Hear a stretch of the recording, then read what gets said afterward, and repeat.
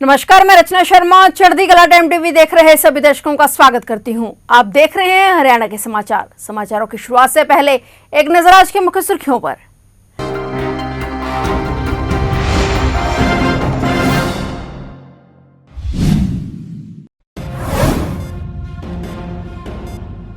मुख्यमंत्री सैनी के मुंबई दौरे का दूसरा दिन, 20 से अधिक कंपनियों के प्रतिनिधियों से की बात। मुख्यमंत्री ने की round table conference.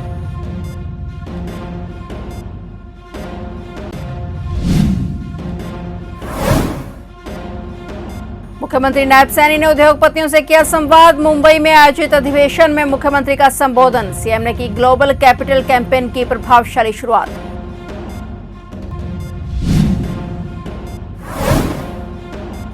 Sajjan Kumar पर विवादित बयान, कुलदीप शर्मा ने खड़गे को लिखा पत्र। दीपेंद्र हुड्डा को सीडब्ल्यूसी से हटाने की मांग।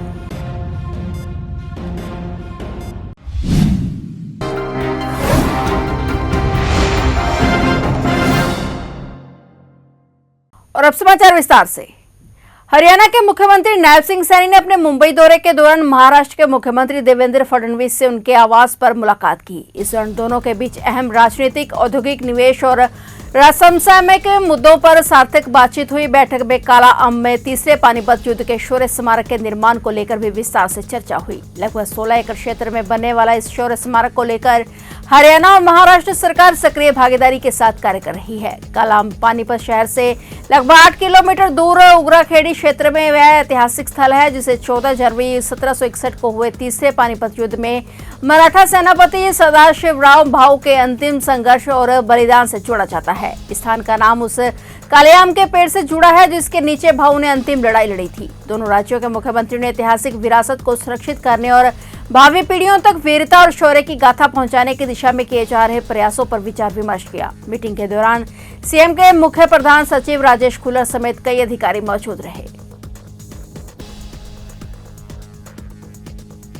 हरियाणा में निवेश की नई संभावनाओं को गति देने और प्रदेश को देश के प्रमुख औद्योगिक एवं निवेश केंद्र के रूप में और मजबूत करने के उद्देश्य से मुंबई में चल रहे happening Haryana 2 global capital campaign के तहत मुख्यमंत्री नायब सिंह सैनी ने आज सोमवार को प्रमुख निवेशकों, ग्लोबल इन्वेस्टमेंट फर्मों और उद्योग जगत के प्रतिनिधियों के साथ राउंड टेबल कॉन्फ्रेंस की। इस मौके पर हरियाणा के उद्योग एवं वाणिज्य मंत्री राव नरबीर सिंह भी मौजूद रहे। मुख्यमंत्री नायब सैनी ने कहा कि देश की आर्थिक गति को तेज करने और प्रधानमंत्री नरेंद्र मोदी के विकसित भारत के संकल्प को साकार करने में उद्योग जगत की महत्वपूर्ण भूमिका है। उन्होंने कहा कि हरियाणा सरकार का लक्ष्य प्रदेश को ऐसा भरोसेमंद, रिस्पॉन्सिव और इन्वेस्टर फ्रेंडली राज्य बनाना है, जहां निवेशकों को बेहतर कारोबारी अवसरों के साथ साथ सरकार के साथ काम करने में विश्वास और सकारात्मक अनुभव मिले। मुख्यमंत्री ने कहा कि बैठक के दौरान निवेशकों ने अपने अनुभवों के आधार पर कई महत्वपूर्ण और व्यवहारिक सुझाव दिए हैं। सरकार इन सभी सुझावों पर संबंधित विभागों के साथ मिलकर टाइम बाउंड एक्शन प्लान में बदलने का प्रयास किया जाएगा। उन्होंने कहा कि जहां भी आवश्यक होगा, सुझावों के क्रियान्वयन के लिए स्पष्ट विभागीय ओनरशिप सुनिश्चित किया जाएगा।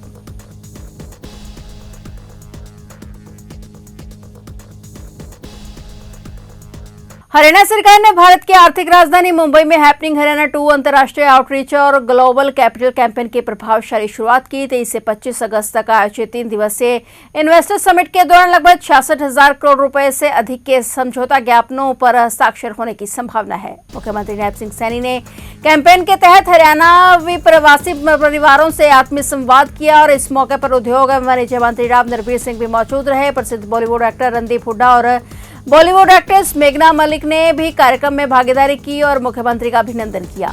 मुख्यमंत्री ने कहा कि हरियाणा से बाहर रह रहे हरियाणवी केवल प्रवासी नहीं, बल्कि हरियाणा की वास्तविक विस्तारित शक्ति और प्रदेश की सकारात्मक पहचान के प्रतिनिधि हैं। उन्होंने प्रवासी हरियाणवियों से अपनी जन्मभूमि से जुड़े रहने के साथ साथ प्रदेश के विकास में सक्रिय भागीदारी का आह्वान किया। मुख्यमंत्री ने कहा कि हरियाणा और मुंबई का रिश्ता केवल जन्मभूमि और कर्मभूमि का नहीं, बल्कि संस्कार और अवसर, मेहनत और विस्तार का रिश्ता है। उन्होंने प्रवासी समाज से विद्यार्थियों के मार्गदर्शन, स्टार्टअप, मेटरिंग, खिलाड़ियों को सहयोग, महिला स्वयं सहायता समूहों को बाजार से जोड़ने और हरियाणा के उत्पादों को मुंबई और वैश्विक बाजारों तक पहुंचाने में सहयोग का आह्वान किया।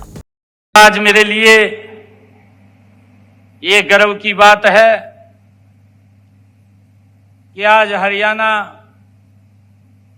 से आकर के आपने मुंबई में हरियाणा की एक अलग पहचान बनाई है। मैं आप सबका आज यहाँ पर स्वागत भी करता हूँ, आप सबका अभिनंदन भी करता हूँ।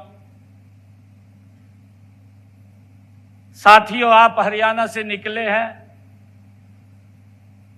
लेकिन आपने अपनी मेहनत, ईमानदारी और प्रतिभा से मुंबई की अर्थव्यवस्था, उद्योग और समाज में अपनी एक अलग पहचान बनाई है।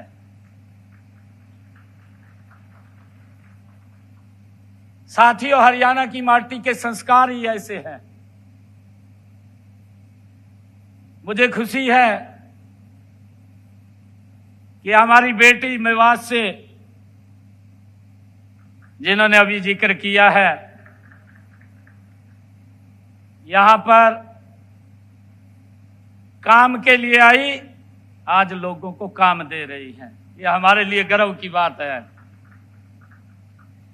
मैं ये कहना चाहूंगा कि मेहनत से बड़ा कोई धर्म नहीं है, ईमानदारी से बड़ी कोई पूंजी नहीं है, और अपनी माटी से बड़ा कोई रिश्ता भी नहीं है। मुझे खुशी है कि आज मैं हरियाणा अपने लोगों के बीच में हूं। पेड़ जितना मर्जी ऊंचा चला जाए, परंतु अपनी जड़ों से जुड़ा रहता है। ये मेरे लिए बड़े गर्व की बात है। आप में से बहुत सारे लोग जब हरियाणा से मुंबई आए होंगे, तब आपके पास शायद बहुत बड़े संसाधन नहीं होंगे, बहुत कम संसाधन होंगे, लेकिन आपके पास हौसला था।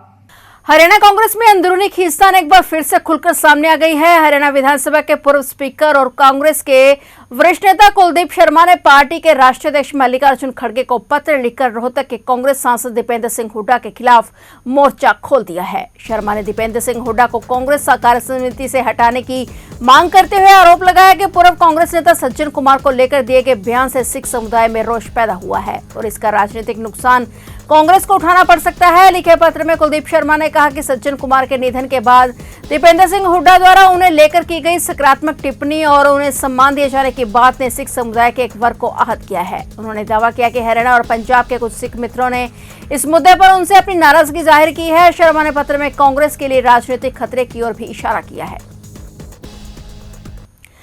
प्रवर्तन निदेशालय ने जीएसटी धोखाधड़ी से जुड़े धनशोधन मामले की जांच के सिलसिले में आज सोमवार को उत्तर प्रदेश और हरियाणा के कई स्थानों पर छापेमारी की। अधिकारी ने जानकारी दी और अधिकारी ने बताया कि फर्जी इनपुट टैक्स क्रेडिट का गलत तरीके से लाभ उठाने से जुड़े मामले में धनशोधन निवारण अधिनियम के प्रावधानों के तहत जहां उत्तर प्रदेश के मुजफ्फरनगर और गाजियाबाद में 9 परिसरों पर रेड हुई, वहीं हरियाणा के फरीदाबाद में भी तलाशी अभियान चलाया गया। यह जांच जम्बू द्वीप एक्सपोर्ट एंड इंपोर्ट नामक कंपनी से जुड़ी है। आरोप है कि कंपनी ने सामान के वास्तविक परिवहन के बिना ही फर्जी चालान और ई-वे बिल के माध्यम से इनपुट टैक्स क्रेडिट बनाया और उसे आगे हस्तांतरित कर दिया। ईडी की इस कार्रवाई पर प्रतिक्रिया के लिए कंपनी से संपर्क नहीं हो सका। ईडी का आरोप है कि कंपनी ने कई फर्जी अस्तित्वहीन संस्थाओं के माध्यम से धन का विभिन्न स्तरों पर लेन देन और नगद निकासी की। जीएसटी अधिकारियों ने 9 करोड़ 63 लाख रुपए के फर्जी इनपुट टैक्स क्रेडिट के लाभ उठाए जाने का पता लगाया, जिससे सरकारी खजाने को राजस्व का नुकसान हुआ। अधिकारियों ने कहा कि छापेमारी का उद्देश्य अपराध से अर्जित आय का पता लगाना, अन्य लाभार्थियों की पहचान करना और कथित फर्जी आईटीसी नेटवर्क से जुड़े दस्तावेजी डिजिटल साक्ष्य जुटाना है।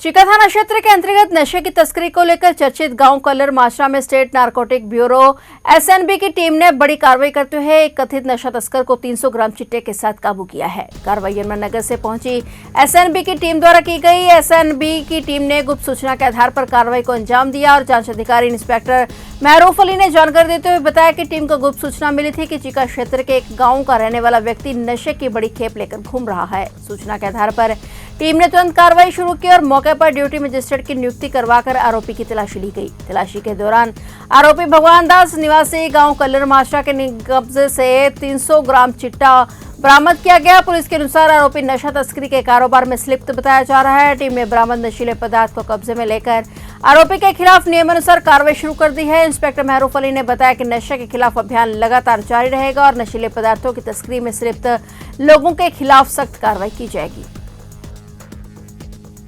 हरियाणा के सरकारी स्कूलों में मिड डे मील यानी पीएम पोषण योजना के तहत बच्चों की उपस्थिति दर्ज करने की व्यवस्था अब और सख्त कर दी गई है। शिक्षा निदेशालय ने हाजिरी में किसी भी तरह की गड़बड़ी, गलत आंकड़े या फर्जीवाड़े की संभावना रोकने के लिए विद्यार्थियों की उपस्थिति का 3 स्तर पर रिकॉर्ड रखना अनिवार्य कर दिया है। कक्षा 1 से 8वीं तक के विद्यार्थियों को रोजाना हाजिरी अब हाजिरी रजिस्टर के साथ साथ पीएम पोषण ऐप और MIS पोर्टल पर भी दर्ज की जाएगी और विभागीय व्यवस्था के मुताबिक तीनों रिकॉर्ड का आपस में मिलान किया जाएगा और यदि रजिस्टर, ऐप और MIS पोर्टल पर दर्ज विद्यार्थियों की संख्या में अंतर पाया गया तो इसे गंभीरता से लिया जाएगा और संबंधित स्कूल मुखिया की जिम्मेदारी तय की जाएगी। नई व्यवस्था के तहत केवल हाजिरी रजिस्टर में विद्यार्थियों की संख्या दर्ज करना प्राप्त नहीं होगा। कक्षा अध्यापक को प्रतिदिन विद्यार्थियों की उपस्थिति दर्ज करनी होगी और उपस्थित बच्चों की संख्या मिड डे मील इंचार्ज को उपलब्ध करानी होगी और विभाग के पास एक दिन की उपस्थिति का दस्तावेजी और डिजिटल रिकॉर्ड उपलब्ध रहेगा। इस व्यवस्था से डिजिटल रिकॉर्ड को केवल सूचना दर्ज करने का माध्यम न रखकर निगरानी और जवाबदेही का महत्वपूर्ण आधार बनाया गया है।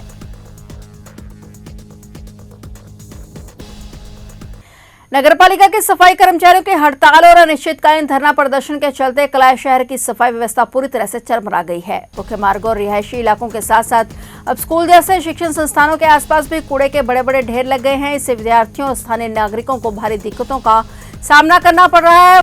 वहीं संक्रामक बीमारियों का खतरा भी लगातार मंडरा रहा है। कर्मचारियों का स्पष्ट कहना है कि जब तक प्रशासन उनकी मांगों को लेकर लिखित आश्वासन नहीं देता तब तक उनका यह आंदोलन समाप्त नहीं होगा। उनका आरोप है कि अधिकारी केवल मौखिक वादे कर रहे हैं लेकिन धरातल पर कोई ठोस कार्रवाई नहीं हो रही है। कर्मचारियों ने चेतावनी दी है कि वे अपने जायज मांगों को मनवाकर ही दम लेंगे और तब तक उनका प्रदर्शन जारी रहेगा।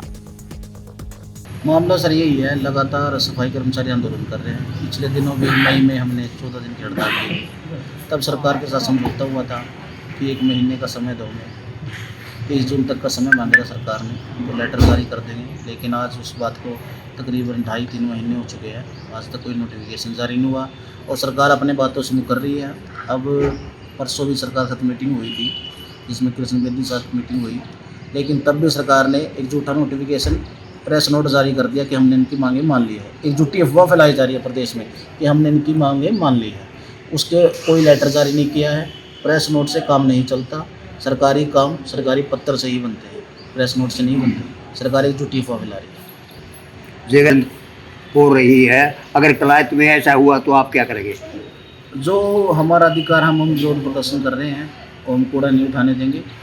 जो हम आम जनता को दुखी नहीं करना चाहते, हम भी खुद परेशान हैं। सरकार हमारी बात नहीं मान रही लेकिन हम उसका विरोध करेंगे। सरकार की जो मनमानी अड़ेगल रही है वही है सरकार का, उसके विरोध में हम प्रदर्शन करते हैं। फिलहाल हरियाणा के समाचारों में इतना ही और नए समाचारों के साथ फिर से हाजिर होंगे। तब तक के लिए देखते रहिए चढ़ती कला टाइम टीवी।